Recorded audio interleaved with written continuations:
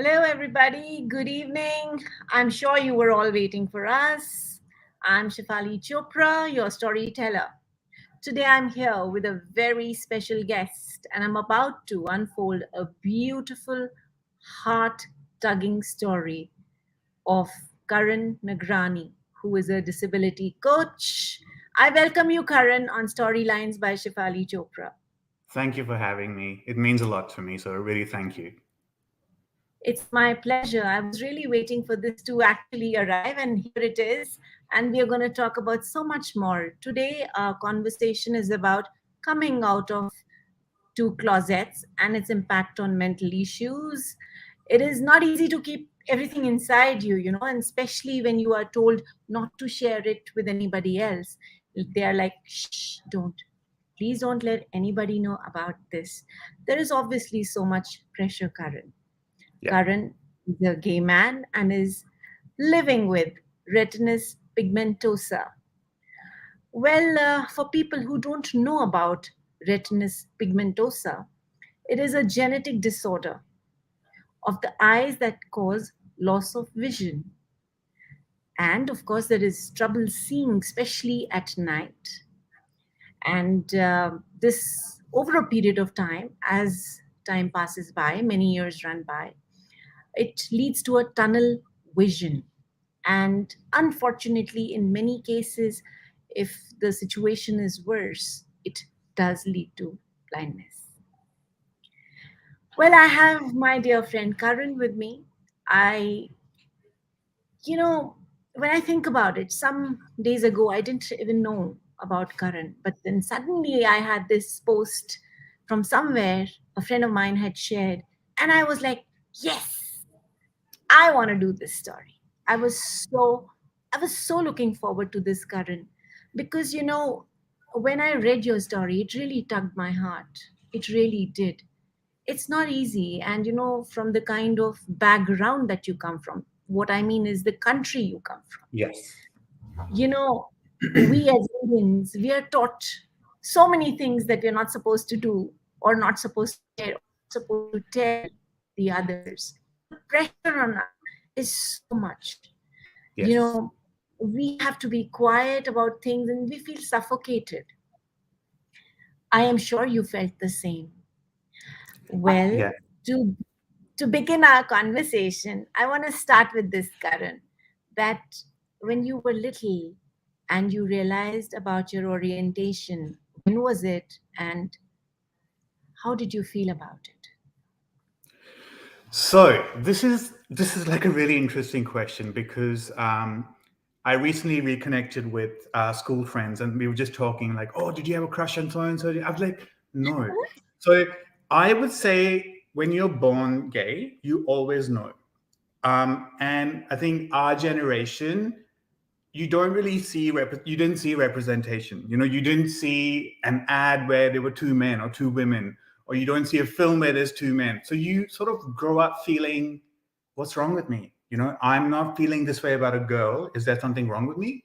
So, and because back then being gay was like something to be ashamed of, there were jokes that were cracked, you were teased. So no one really, you couldn't even talk to anyone, you couldn't even go to a friend and say, I think I'm gay, but I don't know if I am, because if you do that, God forbid that person tells someone else, and then Chinese whispers, and then the whole of India knows. So I would say I knew from a really young age, but I didn't really realize till I really did try to like girls. To be honest with you, in my head I was like, no, no, no, you're supposed to like a girl. Look at a girl. Look at her. Is she attractive? She's beautiful, but she's not attractive. That's what will go on in my head. So it's a tough one. I think you know when you know, but if you ask anyone who's gay, they'll just tell you that you just know you're different. Like if you're watching a film and there's like a romantic scene or like a sex scene or something like that, I would be more drawn to the guy. And back then as a child, I wouldn't understand that because at school everyone's like, oh, she's so hot, or did you see that song? And in my head I was like, yeah, yeah, she was really hot, yeah. Yeah. That's because you want to comply to the same things that others are talking about. Yes. And to an extent, there was this fake it till you make it mentality. I was like, Yeah. if I fake it, if I push myself, I ruined a lot of friendships because I had, you know, girls that have hit on me in the past and they were good friends. And I got really uncomfortable because I didn't know how to react. So I just sort of shut down anytime that happened. So it was really uncomfortable and awkward. But yeah, it's been quite a ride. And I really feel for the LGBT community in India. Like even now, I really feel for them because I'm blessed to be in a country where, I can embrace who I am, be who I am. But like in India, I can't even imagine what it would be like. I completely understand your thought process. And I remember when we had this little conversation a few days ago, you very fondly told me that your grandfather is somebody who supported you. Yes. And, his love and affection and care was beyond these things, these so called rated things by the other people, you Yes. know. So my He just nana loved you was for who actually you the are. sorry. He just loved you for who you are. Yes. My nana was actually the easiest person to come out to. Like when I told him, there was no reaction. It was like, "So you're still my son. You're still my grandson." Like he's looking at me like, "Okay, are you expecting me to react?" And there was so much build up in my head because I was scared he would look at me differently.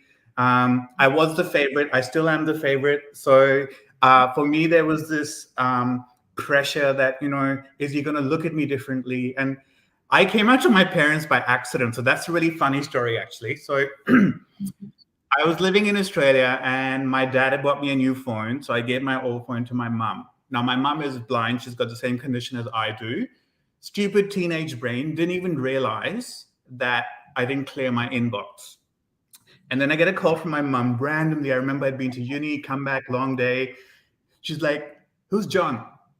I'm like, "Huh?" Just out of nowhere. "Who's John?" I was like, "I don't know." "Who's Daniel?" I'm like, "I don't know." And then she mentioned a few more names. And in my head, I'm going, what the hell is going on? And then she started laughing and she was like, "Son, your secret's out. I know it's okay. I know it's okay." And that it was like the roller coaster ride where you go right at the top and the waiting to come down. But I wasn't coming down. I was just stuck there. So I didn't Yeah. know how to react and I hung up. And I didn't talk to my mom for 2 days because I Oh God. was I was in shock because it's not like so when you come out to someone, you have the power where you're telling someone, "This is me."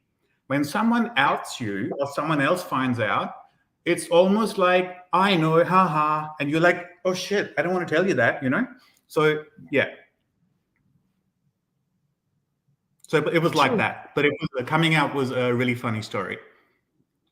It is. It is very funny. But, like, I mean, it was sweet of your parents to have just accepted it as it is. In many people's case, they go through a lot of tough times. It's not easy.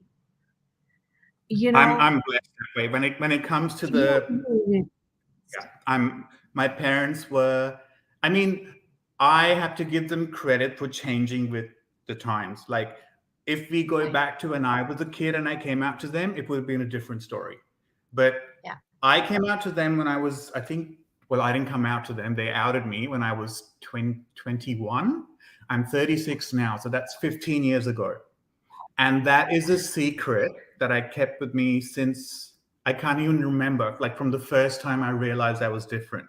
So there is so much pressure. And I think this is something straight people don't realize. When you're gay and you meet someone, you have to come out to someone every time. So Yeah. I'm not saying this in a bad way, but unless you're really um, if you're really obviously flamboyant or you're obviously butch, then people sort of guess. But if you're just regular, every person I meet, so I'm married, so everyone that meets me, they're like, "Oh, what does your wife do?" My husband, And this is a funny story because I just went to Delhi for my nana's 92nd birthday, and it was full of his friends. Okay, now I've been married for like a while. I've been, for me, gay, straight doesn't even matter now because it's such a part of who I am and my whole family. So I went to Nana's birthday party. We landed there, and there's all his naval friends and these older people. And David, who's my husband, was there, the only white guy at the party. So my granddad's friend sits next to my granddad, and he's like, "So, who was that friend?" I said, "He's my husband." And there was this second where my mama said it was like a short circuit, and it Yeah. was hilarious because he just went blank, and he's like, "Huh?" I said, "He's my husband." "Huh?" "He's my partner. We're married." "Huh?" And then Nana is like, "Oh, they had a beautiful wedding. We had such a good time." And he literally stood up and said, "Sir, I'll be right back." And he disappeared for like 5 minutes. And Oh then my he came God. back, and then he came back, and then there was no eye contact for the rest of the lunch, you know? So these are things straight people take for granted. Being who you Yeah. are when you're straight is normal. When you're gay, it is you have to come out to everyone, and it's really tiring, you know? Every time you start a new job, every time you go to a party, every time you meet someone, the assumption is that you're straight. Yeah. Yeah. So And well, then we when I you think tell someone this, large part of our life we live in these assumptions. It's so done by a society that we have been brought up in. I mean, yes, it's so generalized that we actually start to wear colored glasses, and we start rating the other person, if I may say. I mean, rating is the word, because the minute they yes, see you in a party or anywhere, they'll start judging you by the way you are dressed. They'll judge you how you speak, and yes, whoever you are with, or who your partner is. It's very sad. It's yes, really quite demeaning, if I may say. it is. It People is. don't let you be. That's a problem. So this is the issue. So because I grew up in India, and you're right when you said there's a lot of kisi ko mat batana, ye mat batana, wo mat batana, hide this, hide that. When I was growing up, I felt like I was suffocating. I felt like even with my disability, I was asked not to talk about it. Now, in retrospect, I get where my parents were coming from, but just from a personal perspective, when you're not seeing well in the dark and you're not allowed to tell people that you have a problem, the stress and anxiety that causes you, like, I would not go to concerts with my friends. I would try and not go to parties because I knew if I went that night, I would have this, um, you know, I would have to look. So even, and that sort of, I can't even it's even me, like, even when I came to Australia, like, I kept that a secret for so long. And I remember, especially in the gay community, because there's like a lot of gay people tend to be quite, like you were saying, judgmental. Um, Typical Delhiites. Just imagine the gay community is like Delhiites, okay? That's how we are. We judge, kya pehna hai, who's doing this, who's doing that. Not everyone's like that. I shouldn't generalize. But Yeah. I hid my disability for a long time because I felt if I go on a date and I tell someone that I have a disability, I would Right. be put in like the ugly box, Yeah. damaged good, unattractive.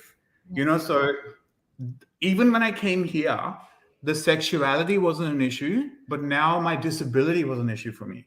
Yeah. Because you will not really see someone looking at someone with a cane and going like, "Oh, damn, he's sexy," or "Wow, she's sexy." You never picture someone with a cane or someone in a wheelchair. You don't expect that.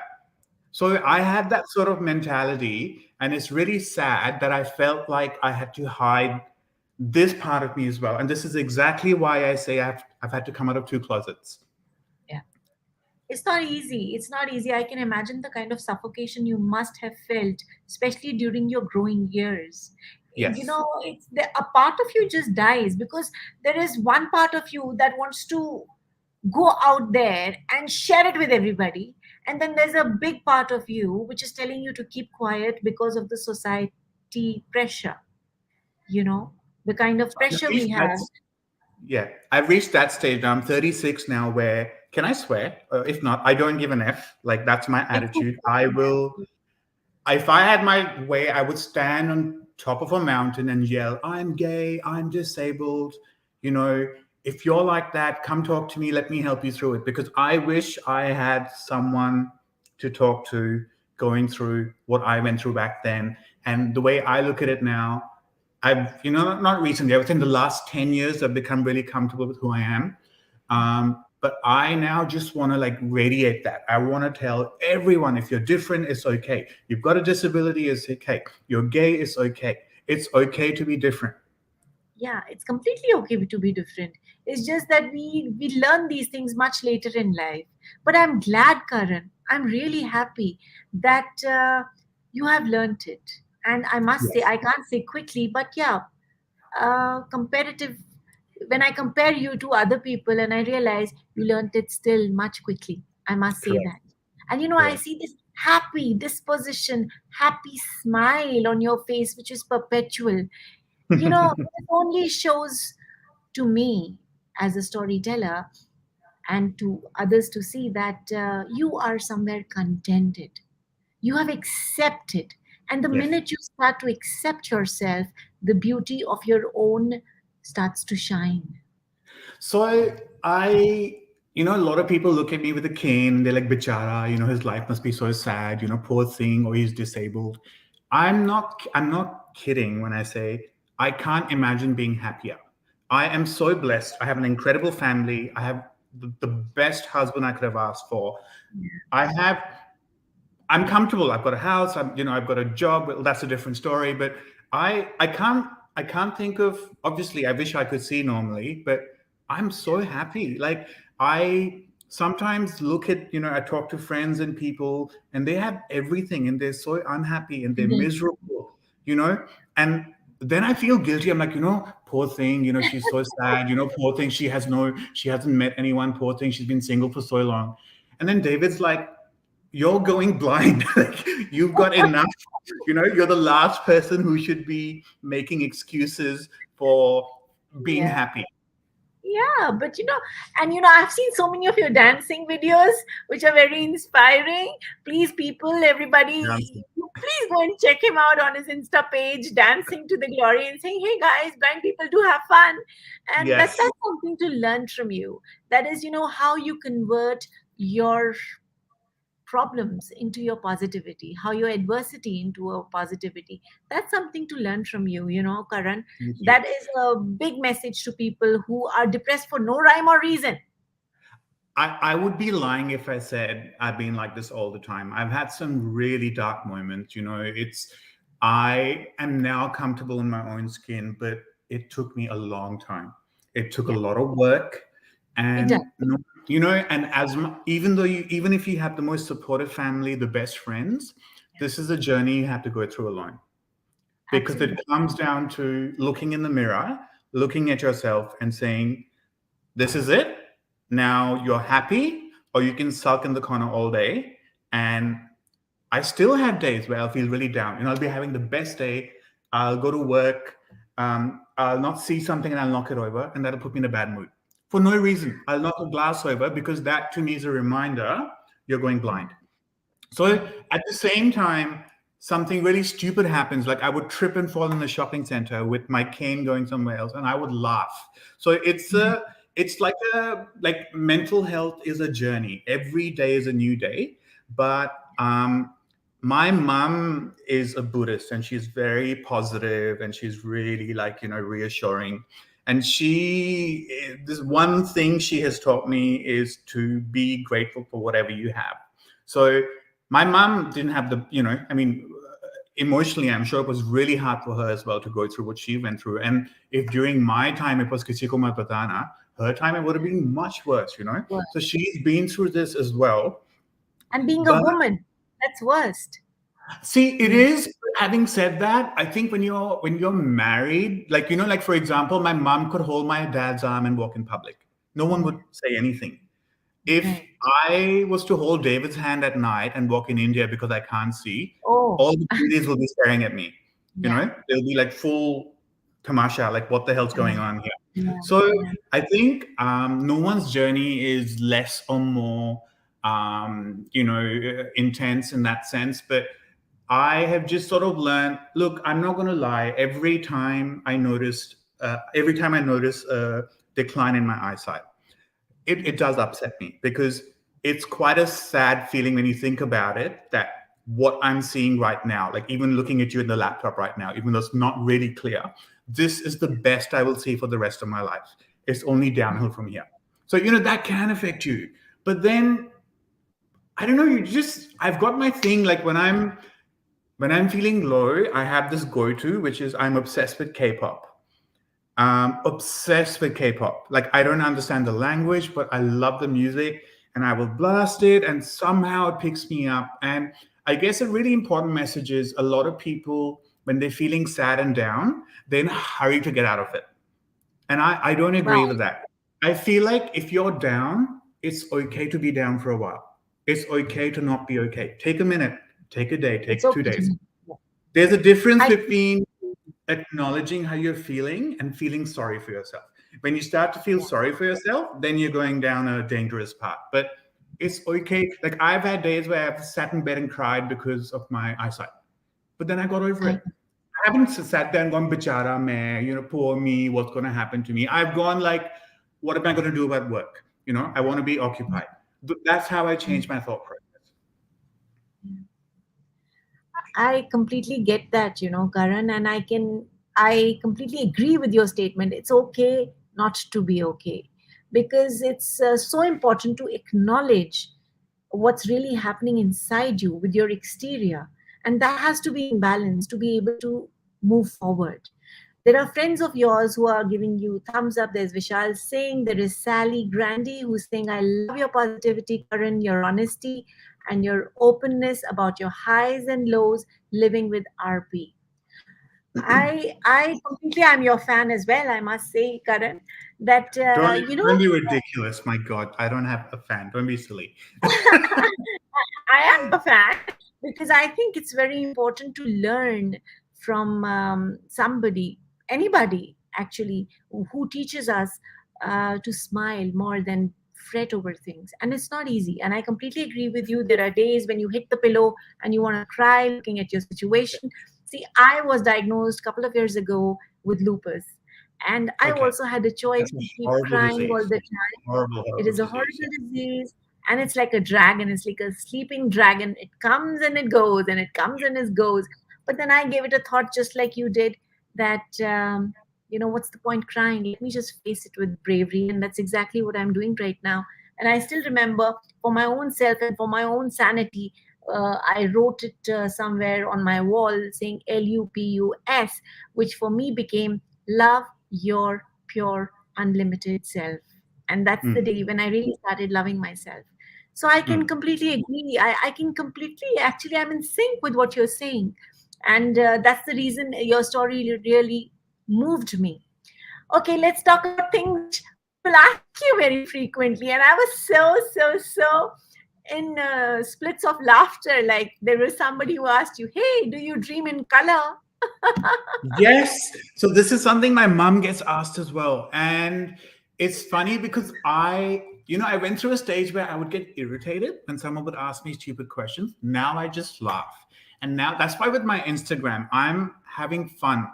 People have this misconception that if you're disabled, you're very serious. You're always sad. Don't crack jokes with them. I make blind jokes all the time. I'm constantly making fun of my disability. So on Instagram as well. So I get asked a lot if I dream in color, and I put up a photo, which is a meme of myself and David playing Holy, and we're drenched in color. And I said, "Ask me again if I dream in color," because I'm drenched in color. And I think I try and tell people. So with RP, your eyes get worse. So you've seen everything. You can't forget colors. So tomorrow, if you go blind, you know what orange is, you know what blue is, you know what red is. So it's the Of same thing. course. Yeah. And another question, which was a very interesting one, when people see you with a cane and they go, hey, are you blind? And I'm sure you must be thinking in your mind, are you? I have two canes. So I call him Bailey because One he's is named after Bailey's my and the cat. other is Taylor. I Yes. remember that. So Yes, yes. this one, just to show you, this has a roller. Okay. So when I'm in Okay. public by myself, like a marketplace, this sort of rolls on the floor. So it Okay. guides me if no one else is around. Taylor is more of an identity cane. So this is if I'm in Identity game. this is if I'm in the office, if I'm at a party. So this lets people know that this, I can't see properly, but at the same time, it's not something that needs to roll on the floor. So Yeah. I have two canes and I feel really cool. Ki aaj kaun sa pehnu, like I get that sort of. It looks very designer, I must say that. I wish. I googled it. There are no designer canes, and even if there were, I wouldn't spend money on it. But still, there are no designer canes. There's another Maybe friend that's of the yours. business we can start, Shefali. Maybe that's a business we can start together. Designer canes. Sure, why not? Okay, there's a friend of yours called Shriya Patania. She's saying you can always hold my arm here in India, Karan. Shreya, you're And married. Let me remind you. and there's another one. We Tapsiists are family bro with you always. That's Praneeth Ranjan. Oh, I can't see any of the comments. I can just see you and myself. I can't see any of the comments. So, but thanks, guys. It's really nice that you Yeah, guys are so commenting. there are constantly people putting in messages for you, and Oh. it's fantastic. Your friends are giving you a lot of support. See, at the end of the day, this is what you want. You want your friends, your family, people to understand you. Because, Karan, when the love flows from within the circle, which is a close circle for more or less everybody, I think when the unconditional love flows for everybody, and that's where it does not matter. It really does not matter whether you're abled or disabled or poor, rich, or whatever background. It doesn't matter, but the love has to flow. And I'm so happy that you have David in your life, Yes, I'm and you very have lucky. to yes, and you have to tell us, how did you meet David? Oh my God, this is an interesting story. But I just want to go back to what you were saying there because I agree with what you're saying about having a circle of people that love you. But I also want to put it out there that there is this pressure when you're feeling down. I've got so many people that love me. Why am I still sad? And I guess what I'm trying to say with that is loving yourself is the most important thing. There's a difference between arrogance and saying I'm the best and I'm everything and feeling like you're a good person, feeling like you're someone if you were to meet you would say I want to be your best friend. And you could have all the love around you, but if you don't love yourself, as much as that love means a lot, it'll just mean nothing. So loving yourself is Absolutely. really, really important. Now, coming back to the David story, really romantic. We met on Grinder, which is if you don't know, it's a hookup. It's like Tinder, but for gay people. And we met as friends. We had both come out of long-term relationships and we just stayed friends for a long time. We were friends. And then I got into a relationship with someone else. And then he got a little jealous. And then I started to feel like maybe I had feelings for him. So New Year's Eve, I was drunk and I told him, I think I'm in love with you. David being David, he's very like Sambla, very calm. He, he went quiet for 2 days.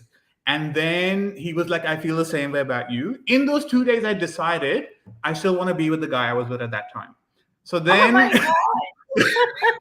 then I had confessed to David, and he had confessed to me, but I'm like, no, no, no, I'll be with him. And then after a while, obviously the feelings were too strong, and I had to break up with that guy. And because we couldn't make it seem like it was because of David, we had to hang out as friends, and David and I would pretend we were just friends in front of him because we were all friends. But we had a beautiful wedding in Phuket. It was honestly a dream come true. Growing up, never, never in my life did I think I would be able to marry a man. And Wow. that day is one of the best days of my life. It's not just people are like, oh, it's a beautiful wedding and blah, blah, blah. I'm like, yeah, thank you. But it was a beautiful wedding. But for me, just to sort of stand there in front of my friends and family and say to a man that I love you and I want to spend my life with you, that like even now it gives me goosebumps because when you're gay in India, you can never, I mean, till today, there's no marriage equality. There's no gay marriage in India. So there must be so many gay people out there that are madly in love with someone and they can't get married. Yeah. And I feel blessed I feel so bad for them, but at the same time, I feel blessed that I'm in a country where my relationship to a man is recognized just the same as a man and woman. And that feeling of equality is, I, it's just there are no words to describe it. I really feel for the gay community in India. Like, I wish there was something I could do for them. I don't know what I can do, but I wish there was something I could do. Well, if you plant a seed of some kind of feeling or some kind of growth in this direction, I'm sure it'll happen in some time to come. You never know. It's a Yes, desire. And, yes. the universe does listen to you. It's not like it does not. And, when I read your Insta, stuff that you had put up there, the posts, I was so happy that there is this man who's living his life and finding moments which are low and high, because life is like a roller coaster ride, right? We all have ups and we all have downs. All have our days. And at the same time, one thing that crosses my mind is, how you get comfortable is only because you go via a thing and not around it. When you go through depression through it, when you go through a tunnel, and that's when you reach that brightness on the other side. And here is this man, Karan, who is saying, okay, fine, this is my limitation, this is what I'm dealing, this is my life, this is my reality, but yes, I want to be that guy who can help somebody else who's going through something similar. I really salute you to this one, Karan. Well, Really. hats off for saying tunnel because I do see a tunnel. So that was a brilliant choice of words. Fantastic. And I'm really grateful that you said that. And I, like I know I'm a good person and everything, but there are a few things in my life where I look at myself and I feel really proud when I look at myself in the mirror. And this is one of those things where I'm starting to feel like I'm making a difference. I'm getting messages from people all around the world. I remember I put up a post. There was a guy from Brazil who messaged me saying, I was having the worst day. I had retinitis pigmentosa. I was starting to feel like life's not worth living. Your posts are cheering me up. It's not about followers. I'll get one message from someone like that, and it Yeah. pushes me to do 50,000 more things like that. I have so much content, but I want to do it in a fun way. Like the content I have, honestly, I feel like I need to sort of take my brain out, put it in a computer, and get all those thoughts out because there is so much that I want to do that I wish I had, and this retinitis pigmentosa is such a rare disease. In my whole life, I would say, other than my mom, I've met maybe 5 people that have it in my whole life. I can imagine what must have gone through your mind. There is Sally who's asking a very interesting question. Was your RP bad when you met David, and how has it changed your relationship with him? Has it made your partnership stronger? Um, it is like when I was telling you that people say Bichara and you've got all these problems, I feel like the luckiest person in the world because David is the most, I can't imagine a more supportive partner than him. And he's not even here. So I'm not even saying this for his benefit. So he is unbelievable. Like there are moments where I will have a breakdown and he has this really calm way of talking and he'll just make me feel like everything is okay. So to answer your question, Sally, when I met David, my eyes were a lot better. I didn't necessarily need to use, well, no, I needed to use a cane, but I would hide it. So even when I met David the first time, I hid it. But once I hit, I think 33, my eyes started to get really bad. So now I don't know what's happened in the last few years. So now I can't go out without my cane. So long story short, David is extremely supportive. And like sometimes being all by yourself in another country, like to me, it's a weird feeling because Australia is home and I'm here. And India feels like home. Then I go to India, then Australia feels like home. But not having, like, David is my family here. I can't even imagine. I'm very lucky. I'll just leave it at that. Extremely lucky. I must have done Wow. something right in my last life. वो कहते हैं ना, हमारे हिंदी में मोती दान किए होंगे भाई. Absolutely. This is so nice. This is like the cherry on the cake. I mean, yeah, Yes. Yes. yeah, that's exactly. And I mean, you know what, Karan, I have to share this with you. We have a choice. We have a choice every day. We have a choice Yes. every day to be happy or to be sad. Yes. And it is the choices that we make Make Yeah. us. I read about this sometime back. This says, oh, I am lucky. No, it's not like that. I think we should make it lucky. We should make it lucky. Well, Yeah, sometimes when you have mental health issues, like it's not completely a choice because you're actually like unwell, like you're clinically not there. You need some medication. But I get what you're saying. But you're absolutely right. It's everything is a perspective. Glass half full, glass half empty. Same thing. But at the same time, it's okay to cry. Oh, my glass is only half full. And at the of same time, course. it's amazing to just be like, yeah, I think it's very important to feel the feeling. It's okay yes, when people tell me, oh, I don't think we should cry. I'm like, why? We should cry. I think it's very important aspect of our life. I mean, if yes, we weren't meant to cry, why would we ever have tears? yeah, I mean, why? But yeah. and actually, if you think about it, you do feel light about it. Two ways. Well, it's a little humorous thing that I'm just going to share, but I must. Two things that make you feel light is when you cry, you feel very light, and the second way is when you abuse, you feel very light. Yes, I have the mouth of a Complete truck driver. choice So is if you yours. right now, I'm Complete like, choice watch is yours. every word that comes out of your mouth. Yeah, I don't want to say it right now, but yes, there are certain words that you want to say. And my God, when I did it for the first time, that's when I realized that my Yes, God, sometimes it's very necessary yes. to Can let I it just say when flow. it's done in Hindi, it's even more satisfying. That's it. That's it. Yes, because that's like soul.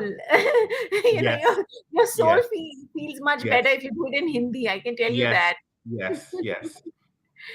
Okay, now there is this one intense question I'm going to ask you, Karan. All these things led to a certain amount of mental disturbance. You were going through a very, very, very tough time in the hospitals and fighting those demons, you know, and it was really affecting your mental health. When we have a cold or a cough, everybody, oh, please go to the doctor. But in India especially, when you have something to do with mental health, people get very perturbed because their first reaction is to not tell anyone because people are going to think you're mad, pagal hai. Mm. Or they'll blame the parents. Or they will yeah, they will blame the parents or something to cover it up. Yes. How did you deal with this part of your journey? This is very, I want you to tell us because this is something I want people to learn from. Look, it's not easy. It was really hard. I was hospitalized for a while. I'm not going to lie about that. But when I was in that hospital, I, I was under constant watch. I was not even allowed a pen in my bedroom. I was sleeping on a mattress. The bathroom door had a glass so they can keep an eye on you all the time. The good thing that happened there is that when everything is taken away from you, it gives you clarity. And I was there for, I would say, over a month, and I came out a new person. It gave me the strength to do things that I should have done a long time ago, which was come out of um, I, I don't want to be dramatic, but an emotionally unhealthy relationship. It gave me the strength to do that. It gave me, and another thing is that as much as my family kept saying, we want to come, we want to come, we want to come, I kept saying no, because in my head, this is something I wanted to do on my own. So on my own, back then in a foreign country, it felt, I mean, the thing is, this is home, but when there's a problem, it feels like a foreign country. It's a weird thing. So um, somehow, in retrospect, when I look back and that I went through all of that on my own, it makes me feel really proud. And I have been really down. Like when I say down, I don't want to get into details, but really, really down. There've been, yeah. So there was, I don't want to get into the details, but like I was pretty bad. I was close to giving up hope in life. And it's still work in progress. I'm not going to lie. I take mental health medication and I'm totally healthy now. I'm well. It took me a long time to accept that I may have needed mental health medication because when I took it at the start, there was this feeling, oh, I'm only normal if I have this pill. So people will only like me if I have this pill. I'm only tolerable if I have this pill. So initially, there was this sense of hatred towards that medication. I would look at it and I would be like, and I would try and not have it for weeks and then it would not work well. But mental health has been, it's an ongoing struggle. It's, everyone has ups and downs, but when you have mental health issues, it is not just an up and down. It is a life changing situation. There have been days where I have felt suicidal, and had I not had the love and support of my family and David and, the right doctor, I may not even be here. So, mental health is something that I'm extremely passionate about because you're absolutely right. In India, there's this "Kisi ko mat batana," don't tell anyone. And I'm like sick of it. Who is freaking normal in today's day and age? Who is normal? Who is normal? Who are you to judge that this person has this issue or that issue? So I, again, like I said, I want to like scream and yell. Like, if you've got a mental health problem and you don't want to talk to someone, send me a DM. I'll talk to you. I've been there. I've had my moments. I've come out of it. Even when I've come out of it, I've gone back down. So, and this is why I was mentioning the love for yourself. When you have mental health issues, there is, from my experience, I'm not saying this is a fact, there is a sense of lack of love for yourself. Yeah. And that's when I was saying I had the love of all my family and friends and everything, but I didn't love myself. So that didn't matter. Back of my mind, I knew, I've got a supportive family and friends, but because I didn't love myself, and then that leads to life is not worth living, everything is hopeless, blah, blah, blah. So mental health is very serious. And I think it's not just, oh, go see a doctor. It's not just that, it's constant work, because it's, you feel bad enough having to look in the mirror and feel like your normal is medicated, let alone have, comments from your parents or your friends, But things in Australia are very, I would say mental health is a really hot topic, and I'm so glad, but I feel like we can't talk about it enough because part of my job, what I do now, is it's called support after suicide. So part of my job now is if someone has committed suicide, I will go. I'm not a counselor because a lot of people don't want to see a counselor. A lot of people think counselors are like, tell me how you feel. Yeah. How do you feel? So no one really wants that all the time. So in this job, it would be going to the house. Are you feeling okay? If you want to talk, here's my number. You don't want to talk to a counselor, that's fine. But if you want to talk to me. So mental health is really, really important because I would say mental health has actually been harder than my eyesight. Because eyesight is a physical disability and people understand. If someone can see that I can't see, they understand he can't see. But if I'm telling someone I'm not well here because they can't see it, or he was looking normal to me, Yeah. you look fine.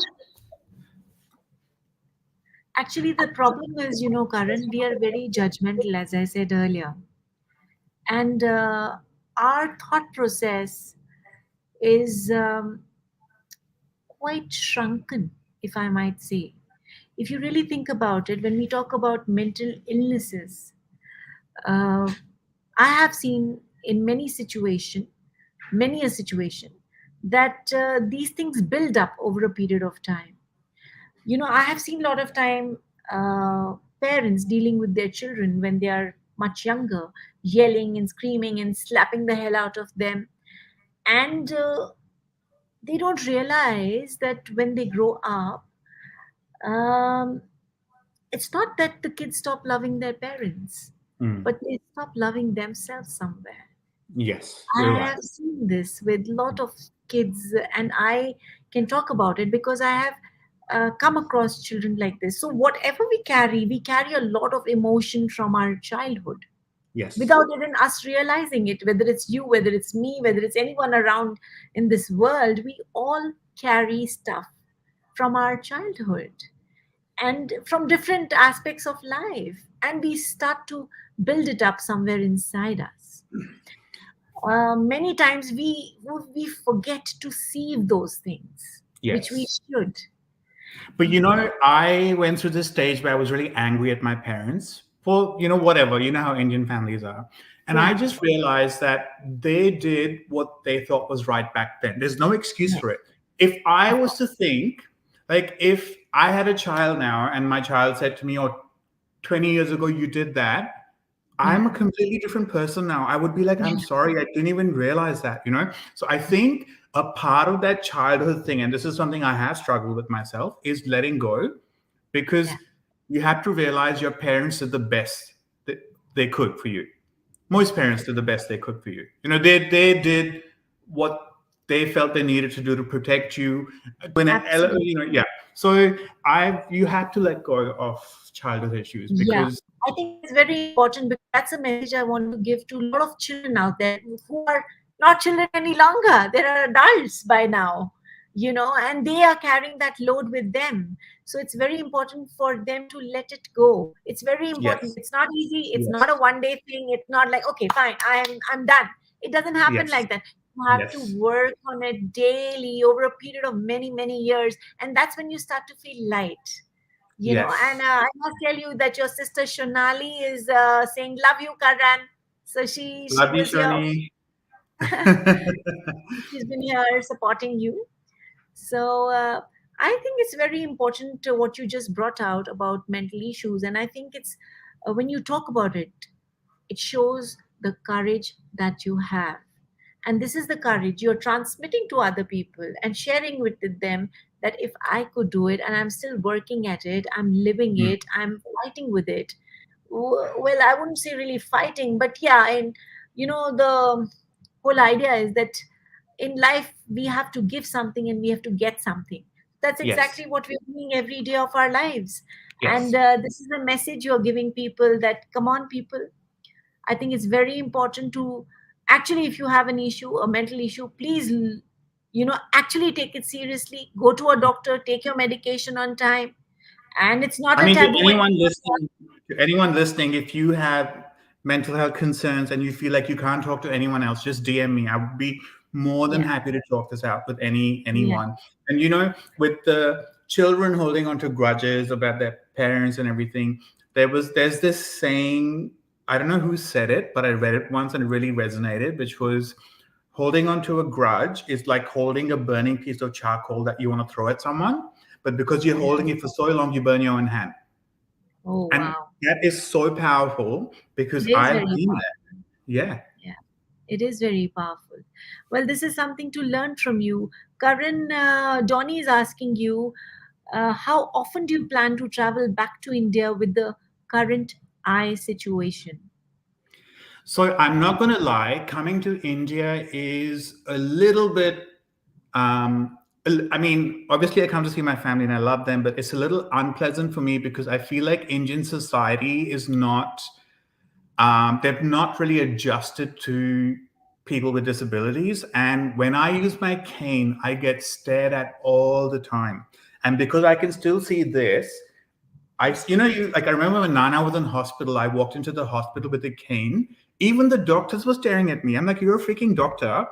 You should know better. You don't stare at people. So that aspect of India makes me a little uneasy. Like I don't like going to the shopping centers as much. I don't like going to, the markets because also in India, it's not a really disability friendly country. Yeah, There's no like level pavement, it's up and down. People have no sense of he can't see, I'm just going to jump right in front of him. So yeah. that side of India is really stressful, which is really sad because I love India. I love coming to spend time with my family. So, but when I come to India, like I don't really go out much for that reason. Well, it was lovely conversation that I just had with you, Karan. But I would want you to give one message that you want to share with the people. And yeah, we would like to know your last few words on this show right now. Something that I've learned, and I think I touched on this, is be kind to yourself because a lot of people are like they're really soft when it comes to other people, but they're so hard on themselves. And at the end of the day, you've got to live with yourself. And if you're not kind to yourself, what are you doing? You can't practice what you preach. You're telling someone, someone comes to you and they're like, oh, it's so hard. And you're like, you're a good person, blah, blah, blah. But if you don't say that to yourself, what's the point? So Don't yeah, be kind to preach. yourself. Don't preach. Practice it Yeah, on your own yeah, self. yeah, It's very, yes. very, very important. It's really And simple, be kind to yourself, but it's really important. yeah, There's no love like like, self-love. yes, absolutely. I think self love is something which is um, really for everybody to learn. It's very important to love yourself and build up your confidence and the pride that you have about your own self, that I am something. And of course, kindness is free. Let's just sprinkle it all around us. It's very Yes. important, kindness, smiles, all those things that are free. We're not utilizing them. Please use them as much Mm-hmm. as you can. Yeah. Smile more often, feel good. And yes, as Karan just said, reach out to him if you need to speak. Please reach out to me. I was very happy that during pandemic, a lot of people reached out to me and spoke to me, and it was fantastic. Even if I am able to transform one person's thought line, I will be very happy, because at Yes. the end of the day, we are human beings, and this is the best thing about us, is we can actually handhold and move forward. And that is my message to the world as well. So good evening, everybody, once again, and thank you for watching this show, Storylines by Shefali Chopra. Bye for now. Bye, Karan. Thank you so Thank much for being on this show, Thanks for Karan. having me. And I love all you guys. Thanks for messaging and supporting us. Thank you. Absolutely. Thank you so much, everybody. Bye.